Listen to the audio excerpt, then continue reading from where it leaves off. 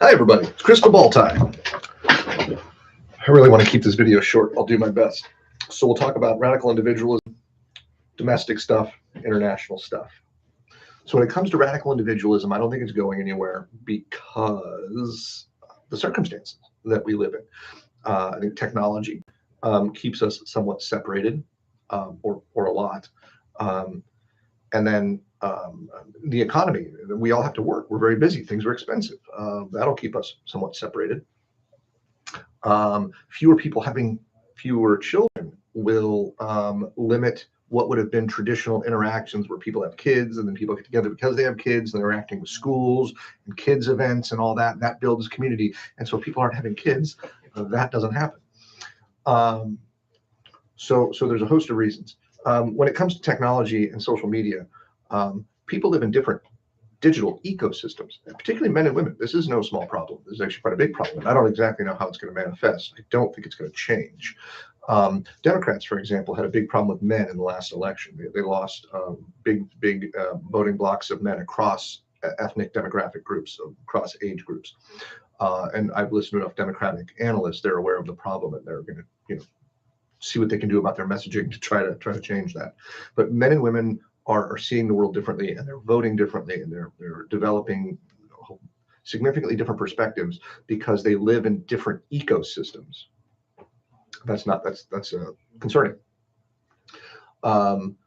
Economically, politically, this one's interesting. So not only we have identity group tribalism, and Putnam talks about this a little bit in other articles. He talks about bonding and bridging social capital. So in a tribalized system, you have very tight bonding social capital within a group.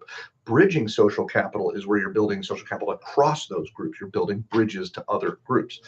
That's not happening nearly as much in the modern day for a host of reasons I either am not sure of and can't get into. But the tribalization of identity groups is a huge problem, especially in a society like ours. That's very, very unhealthy.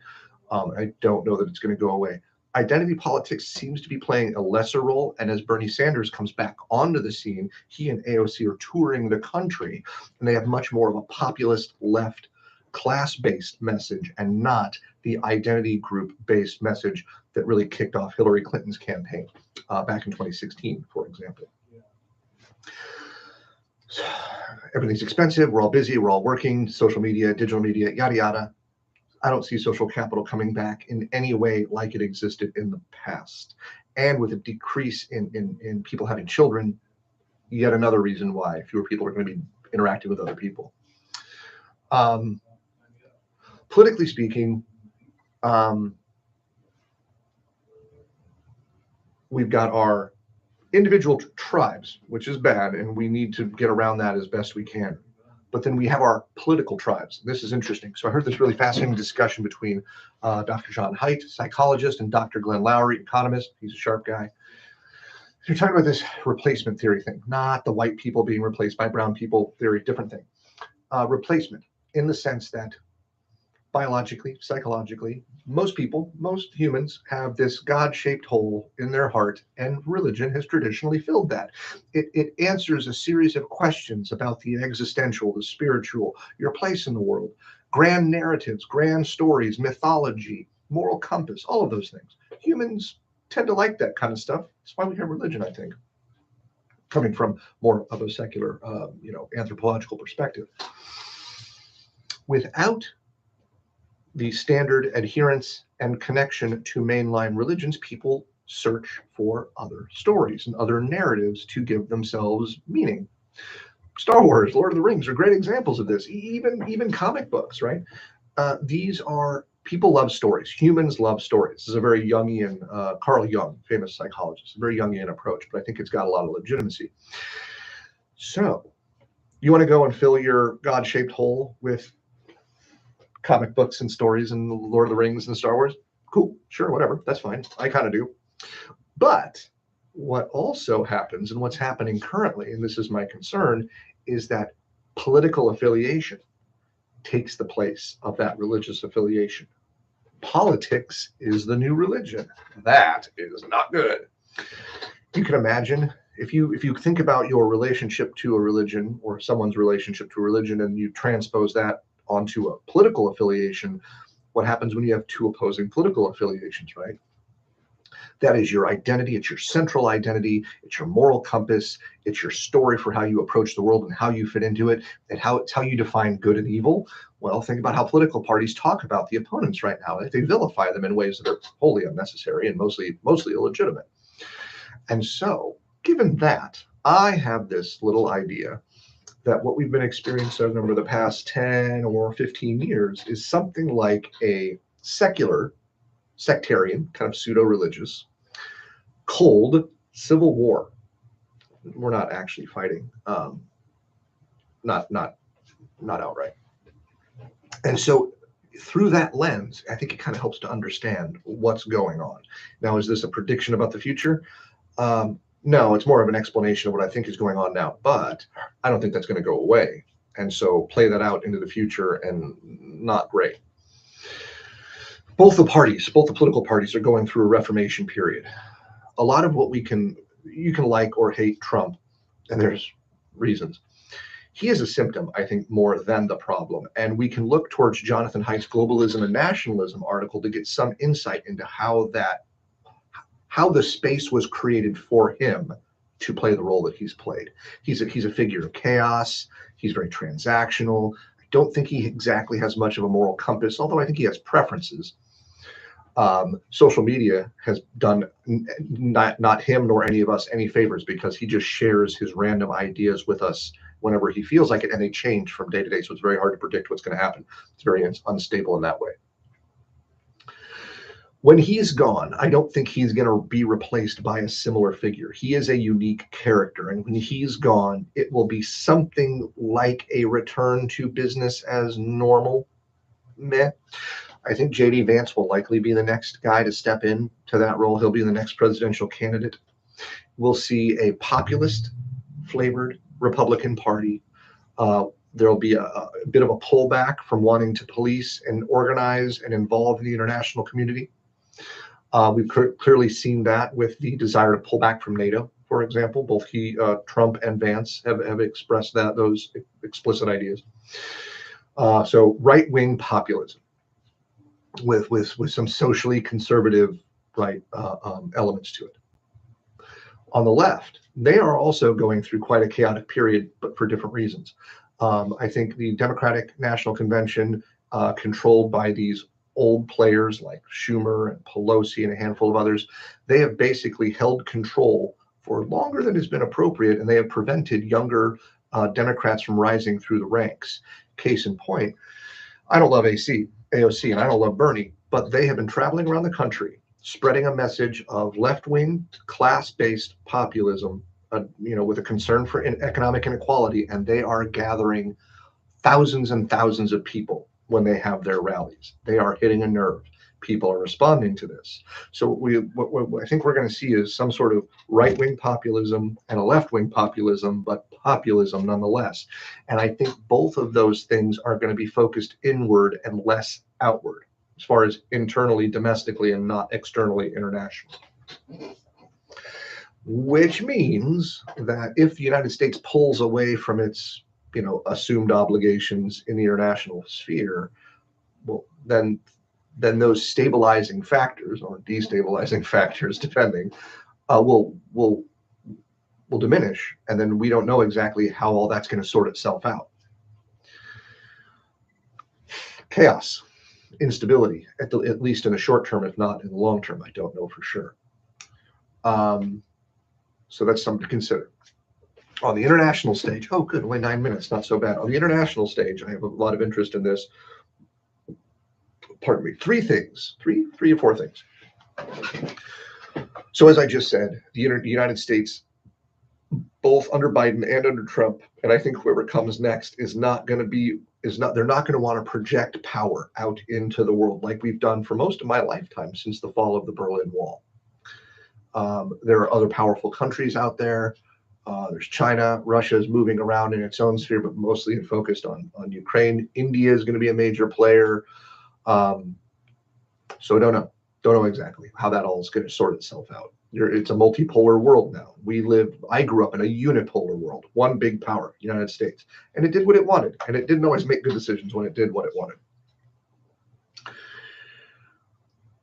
So if the United States is going to pull back, it's going to leave power vacuums potentially. I don't know. But economically, we're going to see some chaos. When it comes to Ukraine and Russia, I think the United States, particularly Trump, does not want to be involved in this anymore. Just doesn't want to do it. And it's very hard to tell what he's going to do from moment to moment because he's friends with Putin, then he's mad at Putin, then he's mad at Zelensky, then he's friends with Zelensky. He wants peace, but is he taking steps to achieve this peace? It's hard to say. I think he's going to walk away. And I think the battle is going to be decided on the field of battle. I think Russia's going to win, and they're going to mostly get what they want. And Ukraine's going to be sacrificed. The Europeans don't have the ability to project power in any meaningful way.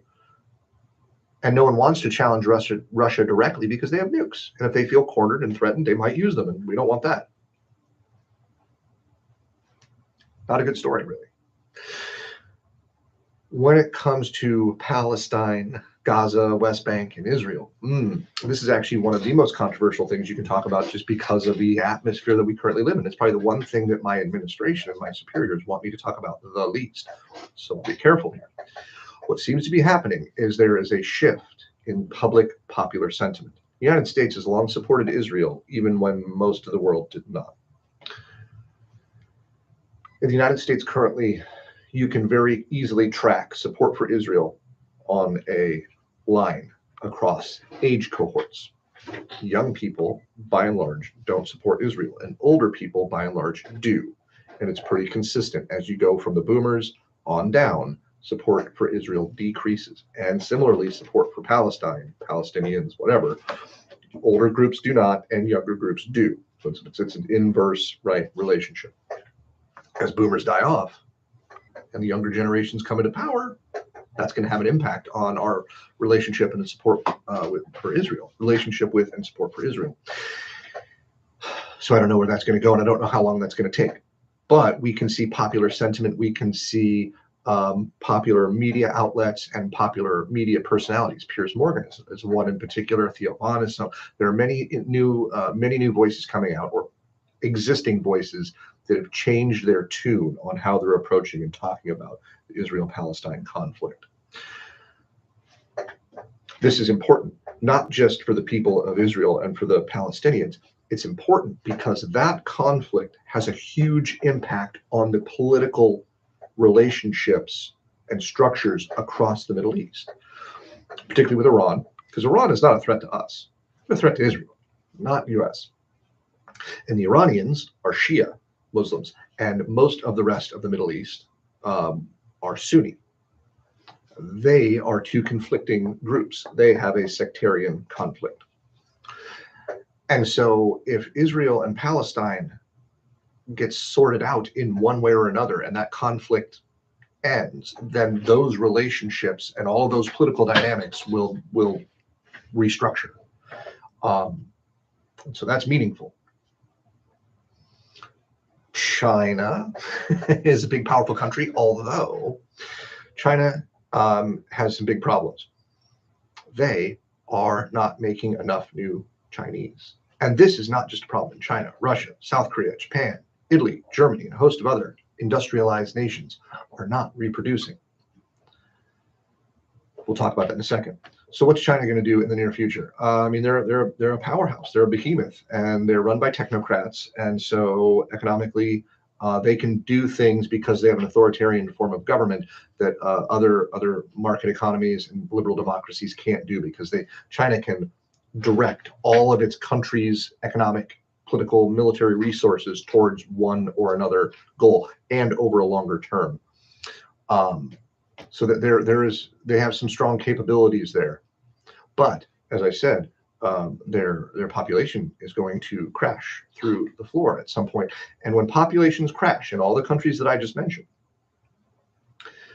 you are going to lose consumption-led spending, and you're going to lose the ability to produce, right? When you don't have people, your economy contracts. And this is going to have an impact on global access to goods. So not only is the United States potentially pulling away, which is going to create chaos in the global economic system, right? And shipping and the ability for goods to freely flow, but you're also going to have countries not producing as much.